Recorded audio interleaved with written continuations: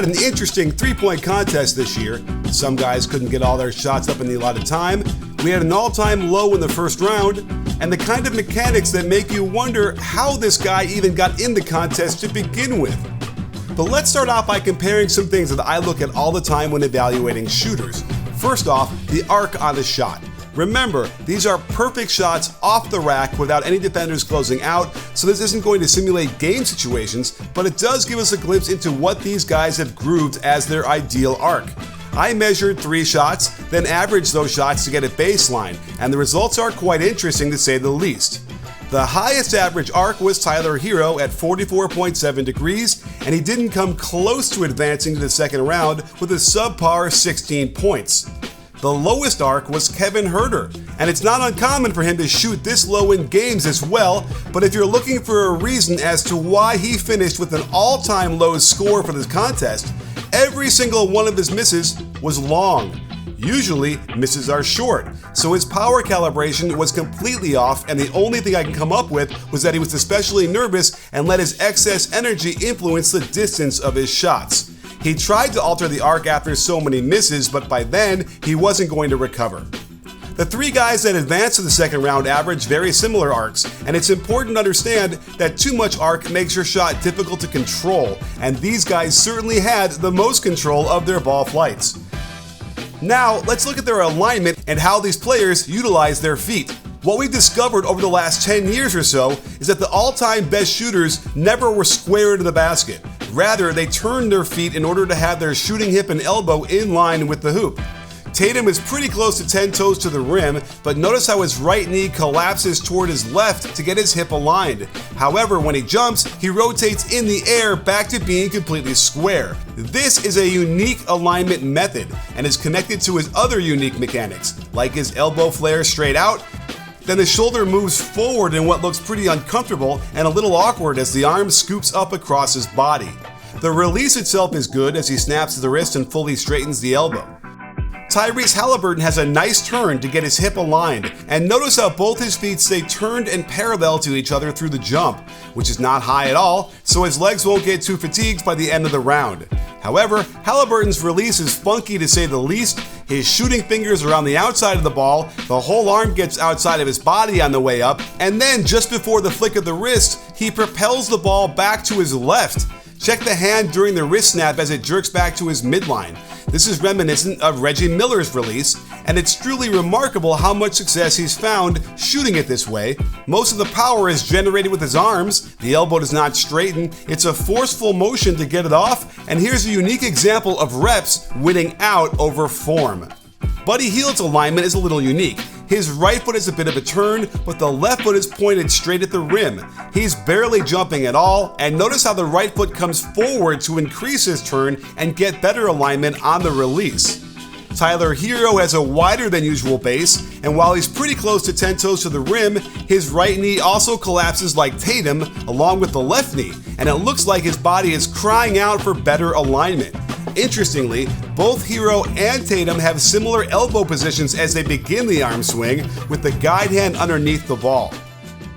Julius Randle has a severe turn to get that left hip and elbow in line with the basket, with his knee collapsing as well, and you can see a little in-air turn to his right on the release.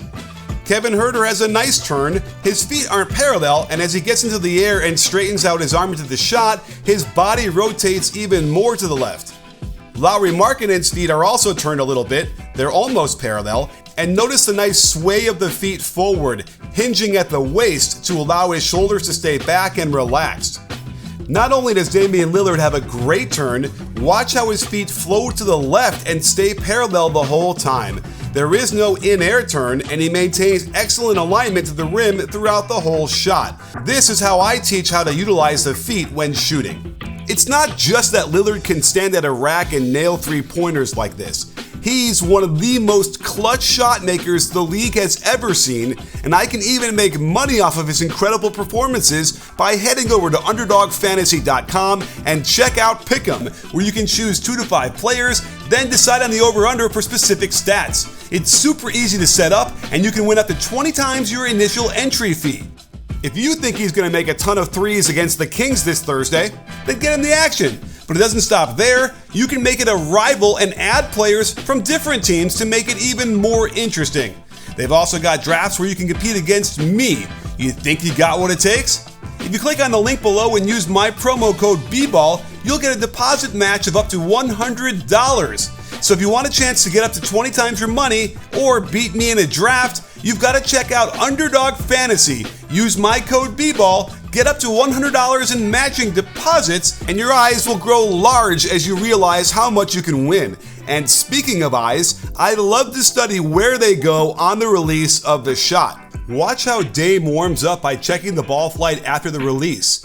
This is what most of the great shooters of all time do. But the weirdest thing was that Dame warmed up by following the ball in almost all the shots, but when he got into the actual competition, he kept his eyes focused like a laser on the rim.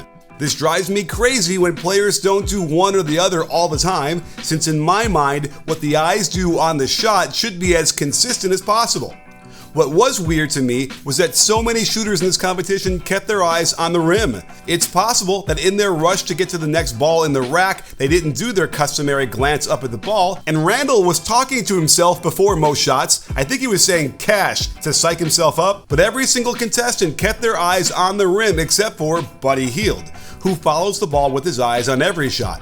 There were a few bad shooting displays in this contest, and I'm wondering if some of these guys should have tried getting their gaze on the ball on the release. It's definitely a different shot. You should try it and see.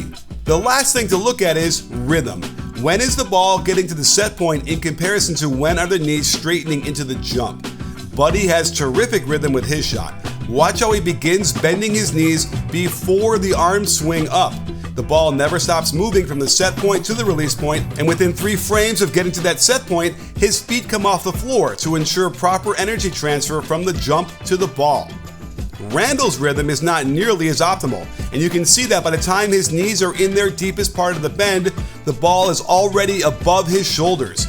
The above the head set point indicates a 2-motion shot and suboptimal energy transfer. Because the arm swing up occurs too early, he's forced to use more of his arms to generate power, which can cause the ball to be off target.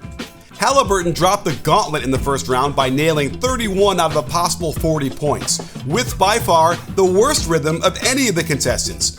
The ball starts above his waist, then gets to his set point practically before his knees even start bending.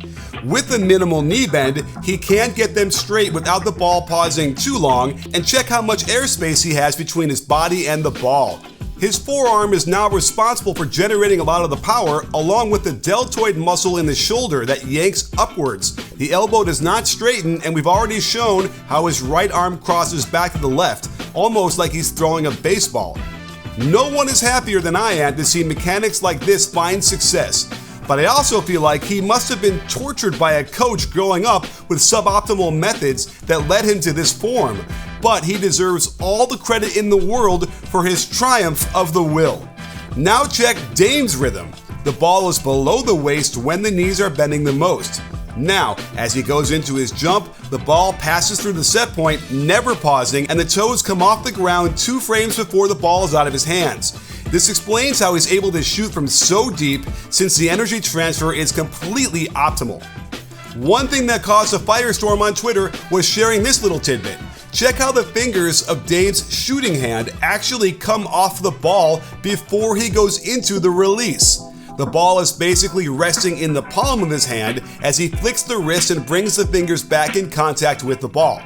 This is as unique a shot mechanic as I've ever seen, and perhaps it's a secret to generating energy while keeping the ball flight on a straight line. In case you think this was a unique situation, we've been tracking this for years now, as it is a specific mechanic that Dame is completely consistent with.